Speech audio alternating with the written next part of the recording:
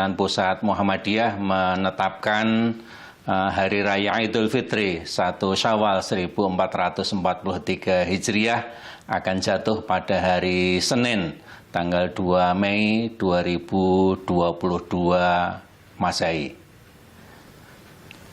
Untuk itu, Pimpinan Pusat Muhammadiyah menghimbau agar sholat Idul Fitri dan segenap rangkaiannya seperti takbiran, pelaksanaan zakat fitrah, dan lain sebagainya bisa diselenggarakan dengan khusyuk dan seksama dan dengan tetap memperhatikan protokol kesehatan.